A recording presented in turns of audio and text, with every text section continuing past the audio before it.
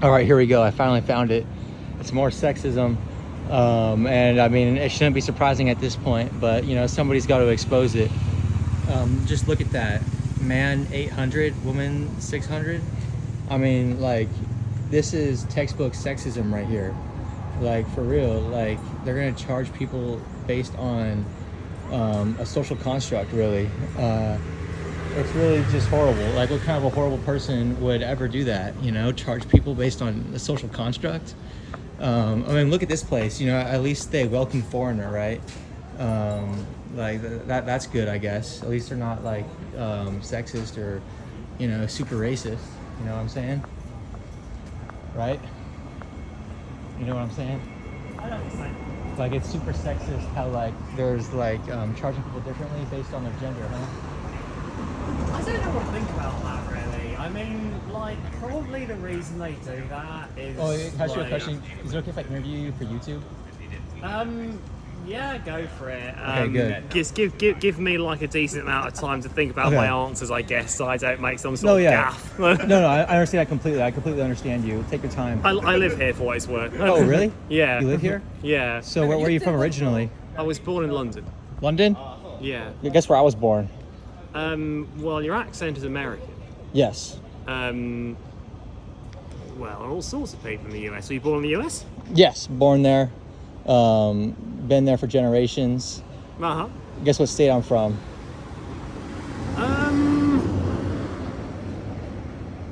Well, the ones in the middle pretty much are like anyone who's been there for generations is like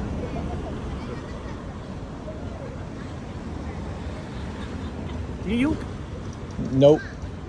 California. Yes. Okay, second try. You gotta start with Out of California. 50. You gotta start with California because that's the most populous. Most populous, yeah. Yeah, my roommate actually is from the same county as me. Or not my roommate, Oh, but right. like the person who's in the hostel bed next to mine. Yeah. Like, he came in today. I've been in a place Yeah. down there for like last couple of days, and this guy just came in earlier today, and he's Yeah. from Santa Cruz County, which is the Huh. same county I'm from. Yeah, So it's, yeah. it's a complete coincidence. Blimey, Santa Cruz County, is that like Bay Area somewhere? I forgot. Oh wow, yeah. You Yeah. know your geography, huh? Yeah. I do my best. I do my best. Yeah, yeah. So there's like Santa Clara County, and then, you know, kind of like southwest, I guess, of that, you know, would be Santa Cruz County. So yeah, man. So what brought you out here, and how are you living here? How the hell am I living here? Well, this is my third stint in the country, so getting a visa hasn't always been easy. Oh, so you're just on like 90-day visas? No, I'm a student. This is my third, like, if you sum up all the times I've lived here, I've been like 4.5 years or something. Really? Yeah. I'm doing a master's now, so I'm In on a what? student visa in policy. Policy of what? Lots of different kinds of policy, really. Like, my research topic is more politics, so it's more about Japanese electoral dynamics, but the classes are more on all sorts of different kinds of, I would say, mostly Japanese, mostly domestic policy, but there are some like environmental things, some welfare things, some kind of all over the place, really. So that's really specific. So are you trying to become like a diplomat, like for Britain or something? Because like that's so like niche, where it's like the only way you can really do anything with it is either become a Japanese citizen or something, or maybe like a full-time Japanese person who's working here, or like something. Like, what are you gonna do? I'm not sure I want the answer to this all over the internet just yet. Oh, okay. Yeah, don't worry about it. Don't answer it if you don't want to, because that's just gonna be interesting. You know, a lot of people get like really niche majors, and then you have to figure out like what can you do that doesn't, you know, put a waste to all those years. I mean, to be perfectly honest, I think the whole job hunting system is a complete farce nowadays, and so there's nothing you can do that wouldn't be a waste in that regard. Yeah, so that's true. I'm just doing what I'm actually interested in. Yeah, that's true. Frankly, Because school's a scam, basically. yes, like. I think that there is value in uni. It's just not what the uni management want you to think it is. Like, essentially, the people who go to university and then ignore everything that is seen as common sense, like, oh, you're supposed to like devote yourself to the classes. The people who ignore all that, just go out there, meet all the other students, make loads of friends, go, do all the like extracurricular societies and so forth. They're the people who get the most out of it, in my opinion. Oh yeah. Not the people who like focus loads on the classes. Because you got to get like the actual like feel for the world, like straight up. Yeah. But when it comes to school, like employers could actually just teach people the job on the spot. Yes. And that would be most efficient, because at the end of the day, that's what you're going to spend your life doing when you go between job to job to job. So it's kind of just like counterintuitive, but it's a system designed to make money, I think, at the end of the day. But it sounds like you're somebody who's, found something that you like, at least.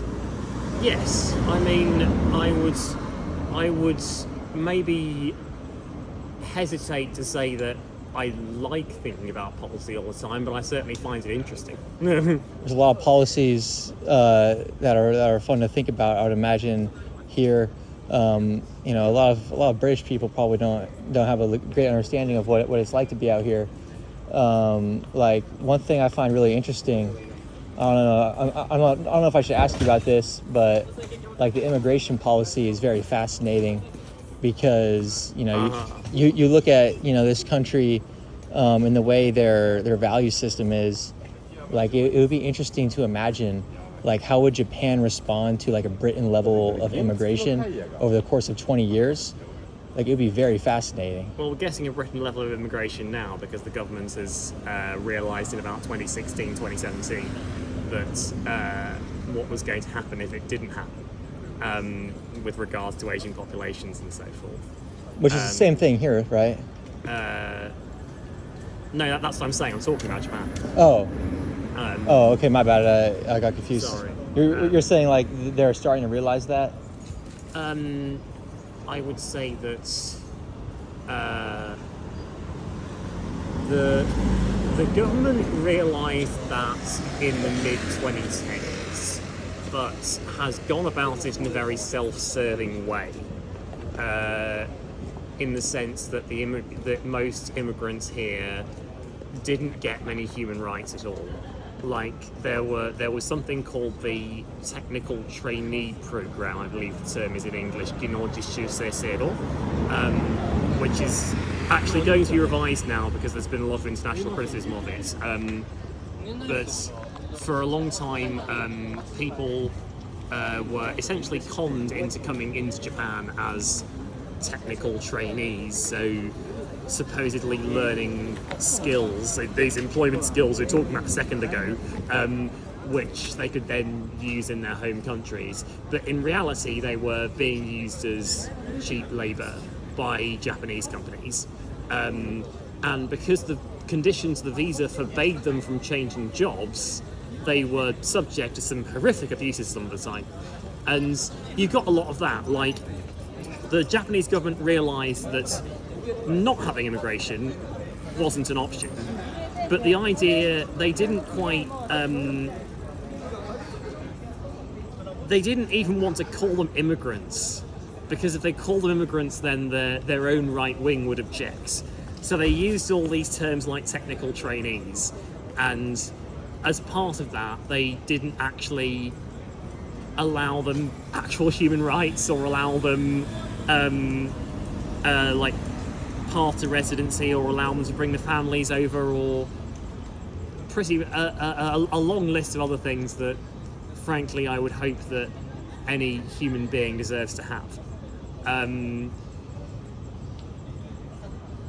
It's a very fascinating topic. Like, do you think you could become a citizen here if you really wanted to? Well, the rules say I can. I don't know whether the rules would... Well, the rules say that you've got to live here for 5 years, and then at the end of that, have a stable income and be of good moral character, whatever the hell that means. I think it usually means not having a massive criminal record or something like that. Yeah. And the rest of it is pretty much up to whoever happens to get your case at the, I'm not sure what the translation of Honrukyoku is, legal bureau, local arm of the Justice Ministry anyway. So yeah, the rules say I could do it. Does that mean I would get fully accepted as a member of Japanese society? I don't know. Would I actually want to be fully accepted as a member of Japanese society, given the amount of illogical things that Japanese people themselves have to do to fit in? I don't know. But legally, so long as the rules don't change by the time I get to 5 continuous years, which, given politics right now, there is a non-zero chance of that happening, guess I could. Like, do you want to? I mean, you're here right now. I would at least consider it. Like, how do people treat you here? Like, you have green eyes and natural, like, that's natural hair you have, right? Yeah, it is. Green eyes, or are your eyes green, or are they like hazel? Somewhere between the two, I guess. I don't really think about it often. Okay, so you have like funky eyes and then, you know, kind of curly hair. Like, everyone out here is trying to like emulate that kind of appearance, you know what I'm saying? Like, a lot of people. What? No, they're not. Not a lot, you say? I don't think they are. No, like the people who try and like curl their hair or whatever tend to be the more, I guess, alternative folks. But I wouldn't say they're particularly representative of all of Japanese society. Well, I mean, it's everywhere. Like, we just passed like a whole bunch of people, and they have dyed hair and they have perms. Like, a lot of people have perms out here. Like, everyone's trying to like emulate a kind of like European like hairstyle and like kind of like style. You know what I'm saying? I would say that a decent amount of that is because we're in a nightlife district at 1 a.m. I'm saying. Well, that might be part of it, but like you see what I'm saying? Like, do you get any like attention like that? Like, where people are like, oh wow, your face is kind of like unique. You know, it's kind of funky. I can be a bit oblivious, so I'm not entirely sure. I mean, like, yes, people treat me differently from the average Japanese person because I'm obviously foreign, both in how I look and how I act, I guess. But frankly, people think I'm weird where I grew up as well, so I'm kind of used to it. Right. Interesting. So, I mean, a couple final questions I have to ask is, Yeah, sure. how we met is like I'm critiquing like the sexism that's going on down there. You know, they're charging men and women differently. I mean, how do you feel about that? Because me personally, I'm super offended. I feel fascinated by it, honestly. Like, not in a completely detached way. Like, it's not my world, right? And I don't mean that because of Japan. Mm-hmm. Like, it's just not my kind of bar, right? So it's not something that personally affects me. And at the same time, when my friends talk about being like male or female or neither, talk about being affected by like direct sexism, then clearly I sympathise. With that, I don't know enough really to say. Like, my instinct has been that if they didn't do that, then it would just end up with being like 20 guys and 3 girls, and it would just be a bit. It just wouldn't really. Howdy, sir. How you doing? Right, not much. You wouldn't really feel too great for the girls, I guess. But at the same time, you could quite easily say that's just typecasting all guys, and so the only thing to do would be to not do that and be more equal. And I do personally wonder, and you said this before you started speaking to me, what would happen if a non-binary person came in there? Would they get charged 700 yen because they're in the middle of the two? I don't know. I mean, but yeah, I haven't really thought about it more, other than just being generally fascinated by how much humans seemingly love to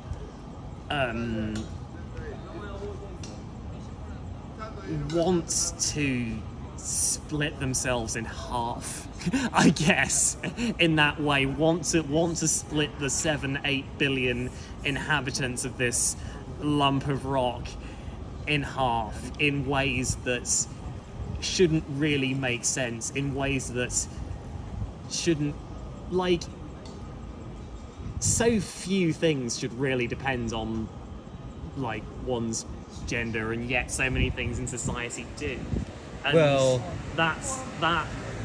look over here. Look. Yeah. Look. See that T-shirt? Yeah. It See says. that? Yeah, it says world peace. Right there? Yeah, it says world peace. The one with the girls on it? Yeah, the one with the girls on it. So you read good, huh? I guess you could say that. Wow, you're a genius, man. That's good. I'm not so sure about that. It's just a language. So I is mean, English. It says world peace project specifically. really. So I mean, like, that's what I'm talking about when it comes to like, human nature and stuff like that. Yeah. Men are weird. Like that's men. That's what men call art right there. What they're trying to do is probably balance a ratio. Yeah. But when it comes to the craziness of that kind of stuff, I still feel like it's really nasty. And there's porn in the 7-Elevens, there's porn in the Family Mart, and there's porn everywhere. Like there's just porn everywhere. As far as what they're trying to do, they're trying to balance ratio. Like that's what they're trying to do. Yeah. I feel like it's all evil. I think that they should just start worshiping the sun god in terms of like what's going on in their head. Like I don't even know, because all this insanity. They've got to start taking some pills to make them feel less depressed. The last time Japanese people worshipped the sun god en masse, it led to military fascism, just saying. Oh, really? So what does that tell us? What does that tell us about non-binaryism in society? Wait, what's non-binaryism got to do with it? I mean, it's all subjective. Am I right? What the hell has being NB got to do with sun gods and fascists?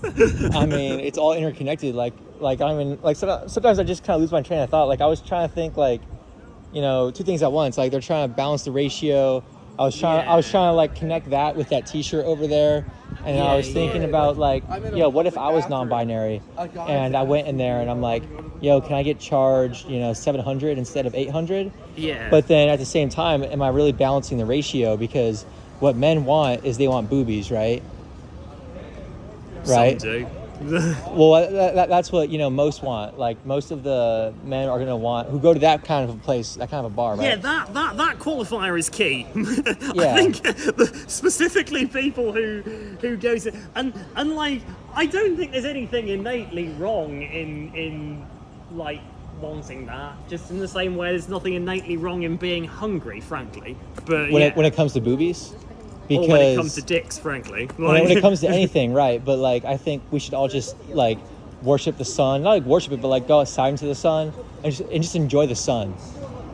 Because look at America, right? Yeah. America is struggling right now with McDonald's. It's struggling right now with Burger King.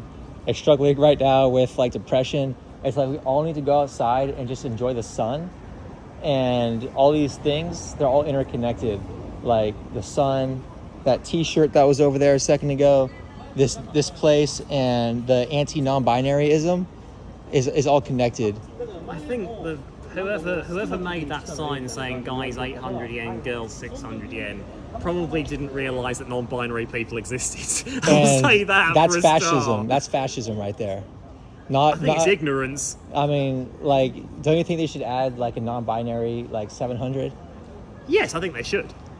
But I don't think that's what was going through their mind. I don't think they were deliberately trying to exclude non-binary people when they wrote that sign. I think it just didn't occur to them. Because whoever runs it probably has never met a non-binary person before. Or met one once and happened to have forgotten about them. Or, like,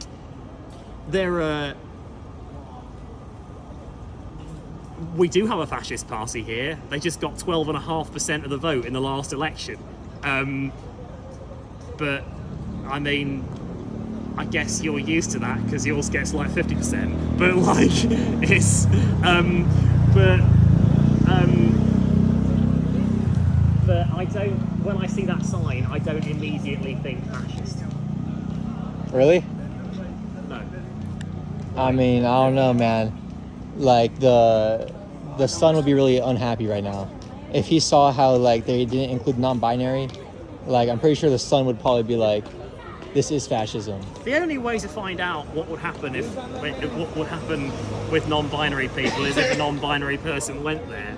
And frankly, I think most non-binary people would just look at the sign and, rather than going discrimination, go, no, it's not really my vibe in the first place, and just move on to the next bar. I'm basically a non-binary because I identify as a sir, and I'm leading a new social movement. It's called Surism. I actually recorded a video about Surism, like I think, like yesterday or the day before that, and I'm gonna release it probably coming up the next couple of days. It's an absolute gem.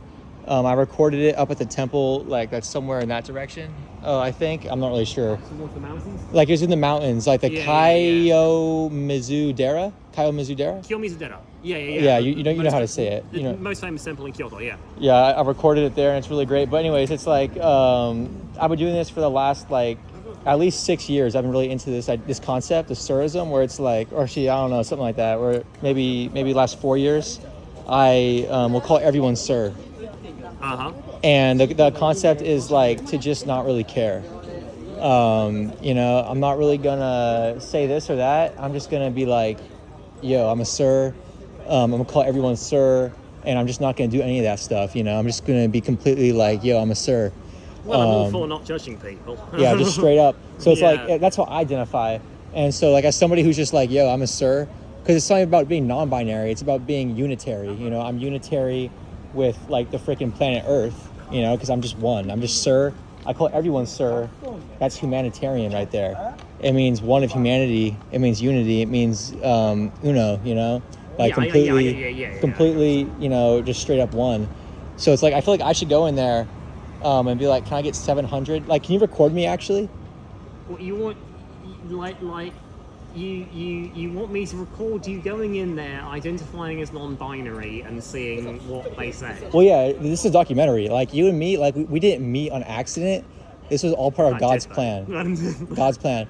I will say now that I don't believe in God, but I'm not going to judge you for not believing in God. But I mean, like you believe in the sun, right? Like we all believe in what we see. Like everything we see. Well, the sun exists, yes. You believe in the sun, and the sun gives us life, right? Yes, if the sun wasn't there, we wouldn't be here. The sun gave us life. So it's like we're really just one step away from each other, if you think about it. Because look, if God made the sun is quite a lot further away than one step. But like one step, the universe is massive. The universe is indeed massive. Look, if we're that water bottle, like if that's Earth. Yeah. Someone littered. That's really bad. Then like we are like in the galaxy, we're like basically like the size of the planet. Like in terms of, wait a minute, I completely forgot what I was saying. Like no, if Earth is that water astronomy bottle, is big. We get it. yeah. No, I was gonna say something that's smart, but then I'm like, I don't know what I'm saying. But like I'm saying like things are pretty big. Look, if something made all the stuff, and then out of all that stuff, the sun came about, and the sun made us. We're just one step away from each other. But like, look, anyways, we can't waste time talking about this. We're doing a documentary on gender right now. We can't talk about the sun and philosophy. Like, really, what would be like the fairest experiment would be like if you could find a Japanese non-binary person. And have them go inside the bar? And have them go inside the bar. Why not me? Like, because it's like a third factor. Japanese. It's a third factor, right? Yeah. Like, it's a ghost factor that's going to mess up the experiment. Yeah. Exactly. It's an extra independent variable. I guess the term would be. So I mean, okay, but you speak Japanese. Yes, but I'm not non-binary.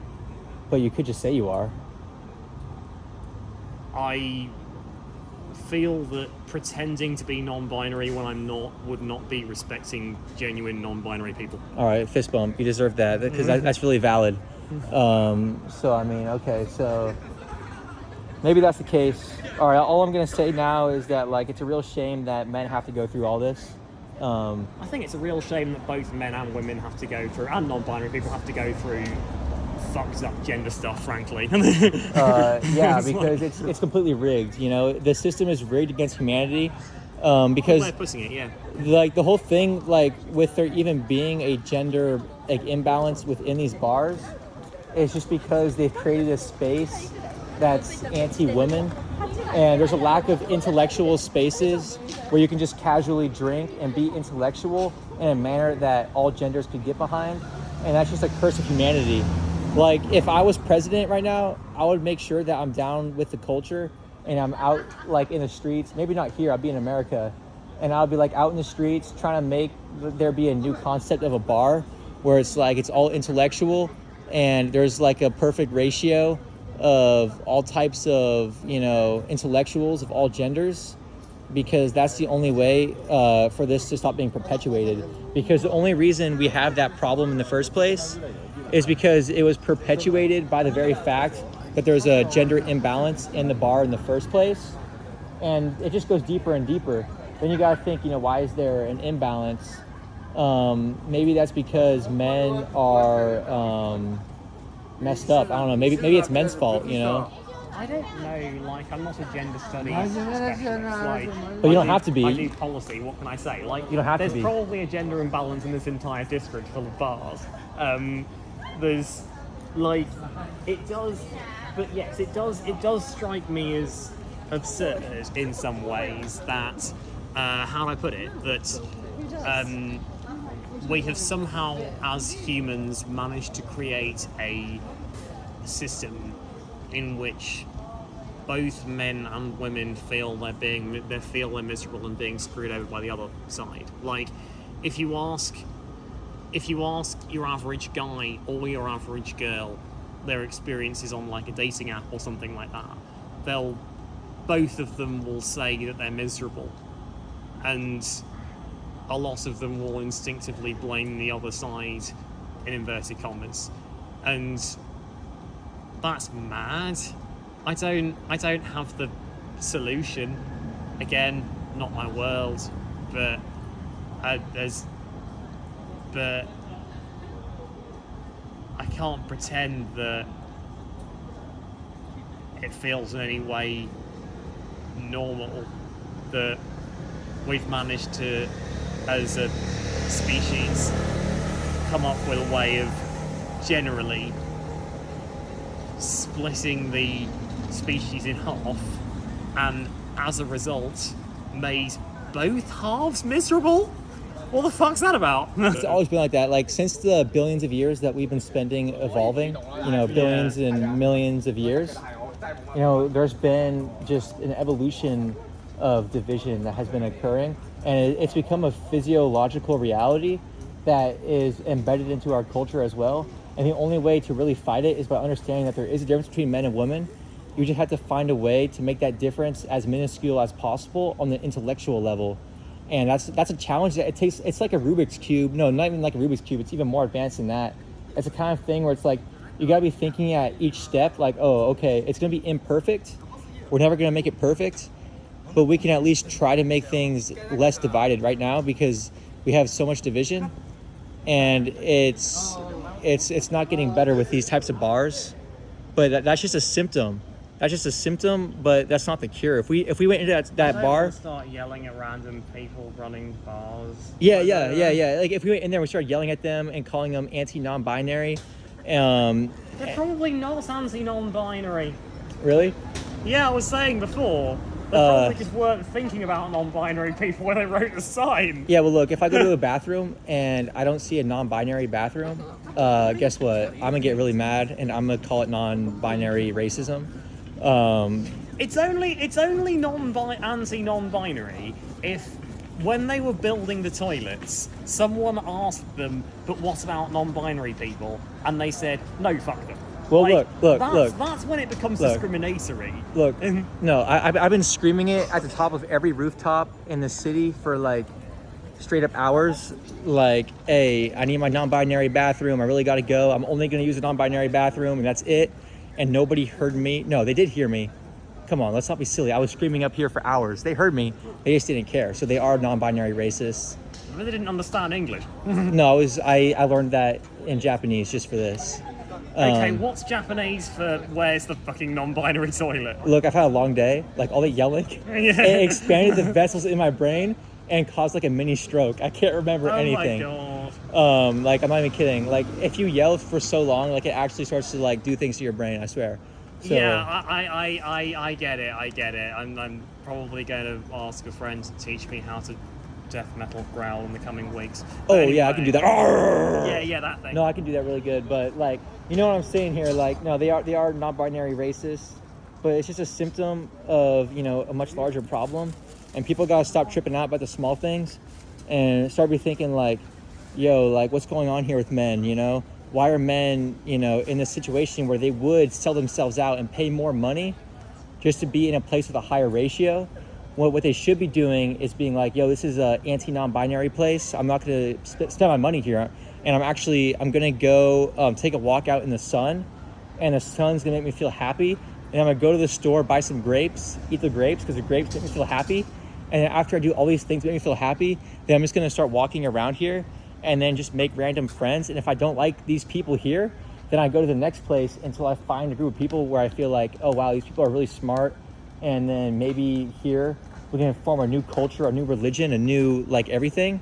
And then maybe then we'll have a better ratio. And then if we don't have a better ratio then maybe the whole thing is rigged against us. And then we really know that the whole entire world is super sexist. And the only way to escape it is to really just like everyone becomes non-binary.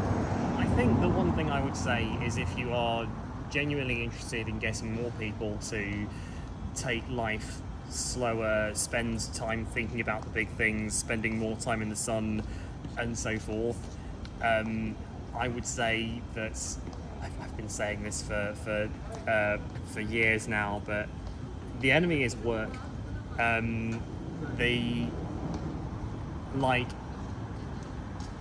If you ask like a decent proportion of people who you would say aren't spending enough time in the sun or eating too much McDonald's or whatever, why that is the case, the answer will boil down to not enough money, or not enough time, or not enough energy. And a lot of the time, those three things can end up being interlinked. And so, like, if you really want to get more people to spend more time in the sun, I would say that the place to start is by trying to create a society where people are, I suppose, automatically, how do I put it, granted by society, by the government, by whatever, sufficient. But here's the thing, space, McDonald's steals energy. It steals energy. It steals your emotional power. Like, every once in a while McDonald's is okay, but it steals your money, it steals your energy, it steals all these things. Have you heard of the Vimes Boots Index? Vined boots? Vimes Boots Index. Vime? Do you know who Terry Pratchett is? No. He's a fantasy author. He's a British fantasy author. But actually, he's really good at sociology. And at one point, he coined the term Vimes Boots Index. What the Vimes Boots Index Vimes Boots theory. Vimes Boots Index was created on top of the Vimes Boots theory by a poverty campaigner several years later. The Vimes Boots theory is a way of explaining why poverty is itself expensive. The idea goes that if you buy a cheap pair of boots, yes, in the moment it's going to be cheaper, but it's going to last you several times less time than an expensive pair of boots. But if you're poor in the first place, you only have enough money in the moment to buy the cheap booze. Okay, but for eventually McDonald's, you'll be spending more money. It's a bit like that with McDonald's. Nope. I have to break that down because McDonald's is really expensive right now in America. Like, it's more cheap to just go to the grocery store and just eat some loaf of bread. And maybe loaf of bread is not the most healthy thing, but it's way healthier. I don't think eating bread on its own is going to be the most healthy thing. Yeah, but like, you know what I mean? Like, you just get like a bunch of random food you don't even gotta cook from a grocery store. It's way cheaper and healthier than McDonald's in many circumstances. But like, the real problem is a lack of community. Like, this country has a lot less money, but they live a lot longer than America with less money, and that's just because they have strong community bonds. And that's something that's deeper than... You know that this country coined the term hikikomori, right? What is that? It's... I don't know what that is, so I mean, I have no idea. Hikikomori is I've heard of it, someone though. who is withdrawn from society. Oh, yes. Yes, okay. I think I watched a YouTube video about that where it's just like people feel so overwhelmed by the work culture and like Yes. the expectations from society to like conform that they just like live with their parents and like seldom go outside basically. Maybe they get like addicted to like anime or something like that, or maybe they're playing video games or they're just sleeping a lot. I can't generalize too much, but Yeah. there does seem to be a pattern of cultural pressure, cultural expectations just being too much for a lot of people. And I can't really start to praise somewhere based on stronger community ties or anything like that when there is a minority of people for whom just being in that society is too much and who can't find anyone who allows them to be without having so many things expected of them other than maybe a few people they speak to on, Discord. Like, I mean, that's a at good the point. very least, That's solid. modern I don't know what it was like 100 years ago, but at the very least, modern Japanese society, I can't really hold up as some sort of role model. I mean, you're not wrong, but like, look at the crime rate. Like, America has like 25 times more murders than Japan. And I know America's not like the number one role model for anything per se, besides maybe having a bunch of really nice inventors and stuff and having, some concept of freedom. But like, there's a lot of things that Which Japan... your president is trying to destroy, yes. What was Trump trying to destroy? The concept of having freedom. I mean, isn't that just everyone though? Like, everyone is thirsting for power. Like I think it's like human nature. Like, when it comes to politicians especially, like, they're just thirsting for more and more power. It's kind of just like, when it comes to politicians, you just gotta like look at them and then be like, you're lying, you know what I'm saying? Like, you just gotta like keep the sauce like, nice and spicy and not really like think about that. Well, hashtag not all politicians. Like, No, that's everyone. Like, name a good politician. Like, just one. In Japan. I mean, look, I'm not anti-government or anything, but like, I am gonna be like anti like politician worship, because that's what we have in America is worship. Because nobody is perfect. I'm not going to start worshipping any given politician, even ones from the parties I support. But I don't think all politicians are devils either. Some are, not all. Recently, the total bastards have a nasty habit of winning shit, but You look at Trump and like, you look at the stuff that he says and does, and you can be like, oh wow, that's really messed up. But then you realize, like, what makes Trump different than other politicians is that he actually says the really messed up things out loud and in front of cameras, and he exposes himself as a absolute, nut job. But then you compare that to like Obama, and it's like, Obama was a really great politician because he knew what to say in front of cameras and what not to say, but he still did messed up things. Like, he still bombed a lot of people in the Middle East. He still did a lot of really messed up things and policies that were, very much to, look good on paper, but very much not for the human spirit. You know what I'm saying? Column A, column B. There are some ways in which, yes, Trump is only unusual by saying the quiet things out loud, and there are some things which, in my opinion, he is genuinely being worse on than previous, yes, very far from perfect administrations. We're only gonna know when the sun goes around the earth, or the earth goes around the sun, like enough times to the point where it's like we've been through it so many times that we really see it. It's called retrospect. Like once a documentary comes out on Jeffrey Epstein's island, once a documentary comes out like 30 years from now, once we get all the facts on that, that's when we're gonna be like, oh shoot, like that was crazy. I did not see that coming. What is like? That's like a what's it called? Like in a movie, it's like a twist. What's it called? Yeah, like a twist. It's gonna be like, oh my goodness, I did not see that twist coming. Oh my goodness, and then everyone's gonna be like, oh, that's wild. I think there are going to be some people who are going to be like, I told you this was going to happen for 30 fucking years. But like, yeah, no, I used to be like that. Like, no, like, for real, I used to have an addiction to the news. I used to watch the news like 10 hours a day. Like I had, like seriously, I would not sleep. I would sleep for like a couple hours, and I had a lot of really bad sleep deprivation.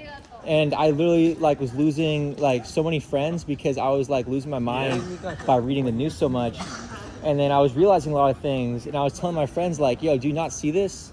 Like, do you not see how messed up this is? And they're just like, whatever. Now I'm realizing that, you know, I've been away from it for a while, that like you shouldn't trip out about these things, because in 30 years the documentary will come out, and then you can have your friends come over and you can watch it together and like laugh about those old memories. But it's like, it's not worth it to like be tripping out, because the documentary is going to be awesome. Like, oh my goodness, are you excited for it or what? Like, tell me. Like, I think everyone's excited for it. Like, everyone who like knows what's up. I mean, it feels odd to think about it that way, honestly. As a documentary? Because... Why? Like, I'm not saying don't watch the news. What if it's a documentary about people dying? The dead people aren't going to be happy about it, are they? Well, I mean, look, I'm not saying like don't watch the news and don't stay aware of your surroundings. I'm just saying like watch the news, but keep it in moderation. Like, don't destroy your life about what's going on in the world. Like, be observant, you know, be politically active, but then also understand like you're not God. Like, you don't know everything. Wait for the documentary. If it's counterproductive, yes. If you're trying to stay so on top of things that it is actually making your mental health so bad that you're finding it harder to actually do anything about any of those things and actually do anything about the fucked up society we live in, then yes, there is an issue of moderation there. But at the same time, I don't think that just checking out of everything, claiming it's a mental health thing, and starting to talk about the sun when the Earth is slowly starting to resemble the sun in the sense of being on fire is the way around it. Okay, well, I mean, it's gonna be like a billion years or something like that before like the sun really like devours Earth. But look, what I'm gonna say is like when it comes to like the Earth overheating, it's actually been overheating for a while because the ice age is over. I mean, we really like see that car right there? Yes. Look, that's a good car. But look, like the emissions from that, like I don't know, they're pretty bad. Like, but then look around, like there's not a lot of factories and stuff around here, but like look at the factories and like how like there's just smoke billowing out from them, and it's like, all right, that's bad. But like the wick has been lit. Like the Earth is overheating, and I mean, what we have to do is really just focus on the spaceship. And you know, I don't know. When it comes to spaceships, really like whose spaceship do you want to be on? Because look, like not everyone likes Elon Musk, and that's understandable. But I don't really want to be on like, you know, the Republican Party or Democrat Party spaceship. I just want to be on like a really cool spaceship where it's like, you know, the Moon Party. You know what I'm saying? Like I want to be on the Moon Party spaceship where it's like it's not really like. You've heard the phrase "there is no planet B." There is no planet B. Planet B. I mean, I could name a planet B, and then plant some trees on it. Okay, what planet could you plant trees on? I would probably like if I could choose any planet. I would say the moon. But the first thing I have to do is officially designate the moon as a planet. And I don't know if I have enough money for that. I So think that there are bigger problems than definitions of planets with planting trees on the moon. okay, well, I mean, like, look, we can make a planet. Just mine out the Earth, make the Earth hollow so there's better insulation. Oh, that's smart, dude. Look, listen. Mine out the Earth so there's better insulation. That would help climate change be less severe. And then with all that Earth, that would just be warmer. No. That would be the other way round. No. You're mining it out so there's better ventilation, like in a house. Like, look, you don't want your house to be like solid, like wood or solid. Actually, concrete. Is solid concrete good for a house? Like, is it? If your house is like solid concrete, would that be a good thing? Like for the heat? Probably a good thing, right? Because it actually like is kind of cold because the concrete doesn't heat up as easy. I don't know. I'll do research on that later. People in hot countries don't make their houses out of solid concrete. I can say that much. All right, I know what you mean, but like, look, we can find a way to mine out the Earth in a way that has good ventilation, and then we put all the heat out into the space. You know that, like, look, there's heat coming from the other way as well, right? I know, from the center of the Earth, lava. Yeah, look, Earth is hot. Yeah. Okay, but look, if we did something like, okay, so space is cold, right? So look, we mine out the Earth for some, like, real deep in there, you know, get some of that good stuff out. Go to space, put a bunch of rocks out in space, kind of like how Earth was made, right? A bunch of rocks in space coming together. Yeah. And then get some of the heat, some of that lava. Oh, that's smart. Get the lava out from the center of the Earth so the Earth starts to cool down, and use that lava to like make like the Earth really hard out there. And actually, no. Use the lava, like spread the lava around to make like a bunch of really cool sculptures out in space, and use that. Oh no, that's a foundation. Use the lava. Will cool down incredibly quickly. I know. Think about what happens to lava just in I know. normal So time with you normal take the volcanoes. Heat, you take the heat from the atmosphere. It's really hot. You use that to heat the lava up so it doesn't cool down. So then you take all that out to space, and then you use that to like build like the foundations for buildings and stuff. Lava isn't going to stay warm in outer space. No, you use the heat from the atmosphere. Using the heat that we have. We have too much heat, right? So we take that heat and bring it to space to keep the lava warm as we use the lava to like basically build like a foundation. Isn't something you can just put in a bottle. Yeah, no. We have the technology for it. Okay, trust me. Heat Look. Heat We're working on it. We're working on it. So we use the lava to like build a bunch of foundations, and like it's gonna be hollow, right? But it's gonna be like lava rock foundations for everything. Like a really massive like planet out in space. We take all the extra heat we don't want and put it out in space. But that's the same thing as just using the moon. That's just a no. It's gonna be like a space station, dude. But look. We have to build the same problem as building things on the moon. We have to build spaceships that can, like, you know, from Star Wars, like Millennium Falcon, and like. For a start, Millennium Falcon is Star Trek, but the really. Wait a minute, are you sure? I thought Millennium Falcon was Star Wars. I'm pretty like no, I could be wrong. No. I'm pretty sure Millennium Falcon is Star Wars. Look, if you're wrong, maybe it is Star Wars. Look, if you're wrong, that discredits everything you've said so far.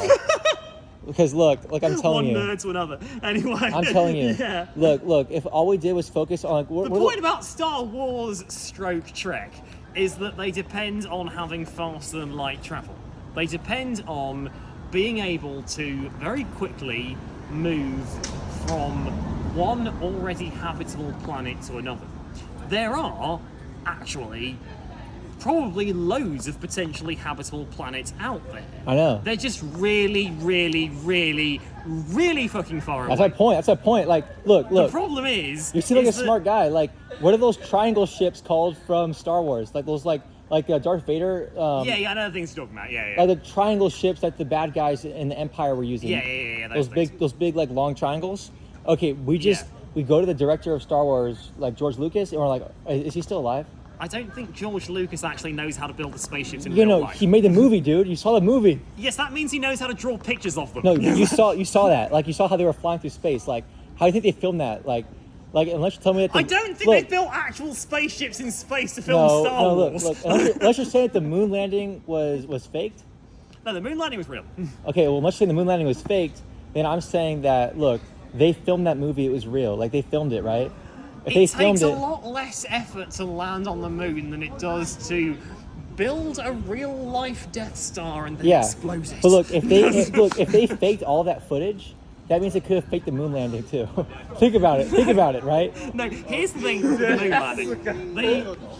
The technology required to fake it in 1969 is actually would have been more expensive than genuinely landing on the moon. Think about it. When was Star Wars? When was the first Star Wars that came out? Like 70s. Decades after the moon No, landing. like 1970 something. Like it came out shortly afterwards, dude. Like that was like the phase where people were like, "Yo, space is dope." Like everyone was like going crazy about space, and they wanted more space content. And it's still like that because people love space. You can't fake a moon landing with Star Wars film level technology. Look, what I'm trying to say here. It's not about the graphics. It's about things like the gravity. No.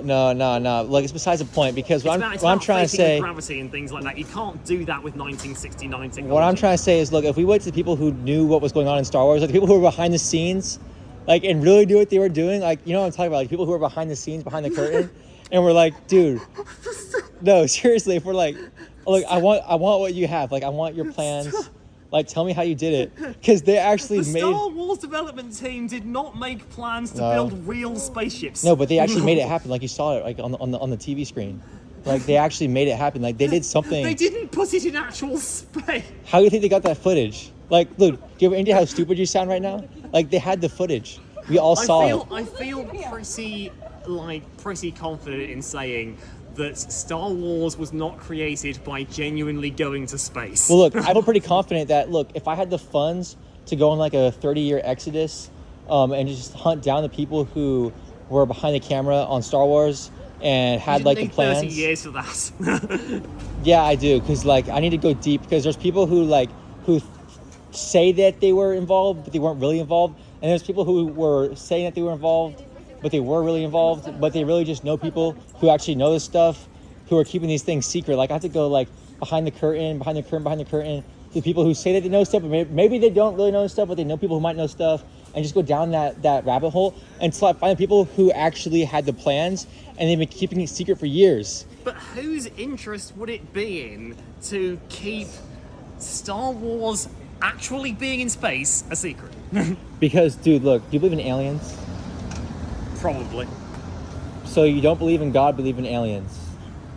Aliens, I mean, given the size of the universe, it's quite possible that aliens are out there. I don't know if they're out there or not, but it's possible that they could be. And is it possible they could have filmed Star Wars with actual space technology to make it make more sense? It's possible. It's possible that...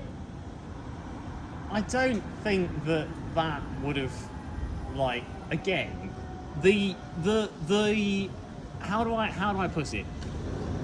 The most unbelievable thing about that entire equation that you just said, that aliens filmed Star Wars in actual outer space, is the transmitting it to humans bit. Like, I could imagine there being somewhere out there in the universe an alien civilization with enough resources to film Star Wars in actual outer space. But they wouldn't then be sharing it with humans. Okay, look, that's how I know that you might be one of them.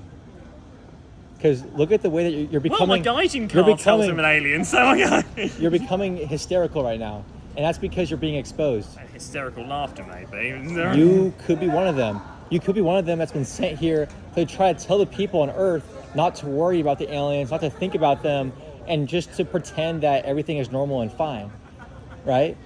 I wouldn't mind being an alien. I mean, I'm used to being treated like a madman. So I mean, what would be?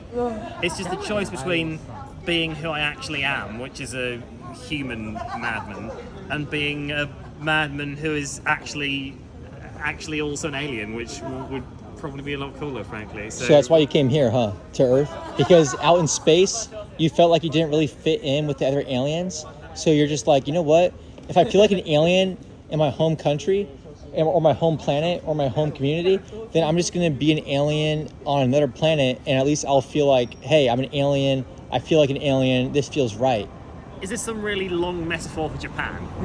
No, I'm saying that you're maybe not from Britain. If this long metaphor for Japan involves Japan being Earth and Britain being outer space, then where does where does secretly all-powerful alien technology George Lucas come in?